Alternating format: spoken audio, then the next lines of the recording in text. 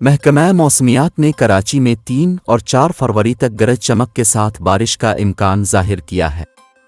महकमा मौसमियात के मुताबिक कराची में गुज़िश्ता 24 घंटों में कम से कम दर्जा हरारत 19 डिग्री सेंटीग्रेड रिकॉर्ड किया गया है, जबकि ज़्यादा से ज़्यादा दर्जा हरारत 29 डिग्री सेंटीग्रेड तक बढ़ने का इम्कान है और हवा में नमी का तनासुब 65% है।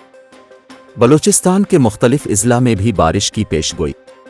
महकमा मौसमियात के मुताबिक क्वेटा समेत बलूचिस्तान के मुख्तलिफ अज़ला में मतला अबरालूद है, जहाँ चागी, कलात, खुजदार, लसबीला, आवारान, कैच, गवादर, पंजगुर और खारान में बारिश का इम्कान है। इसके अलावा नूशकी, वाशक, मस्तौंग, सुबी, नसीराबाद, जोब, शीरानी, बारखान, मूसा खेल, कोहलू, झलमगसी, लोरालाई, ज़ियारत, चमन, पिशीन, कला अब्दुल्ला और कला सैफुल्लाह में भी बारिश का इम्कान जाहिर किया गया है।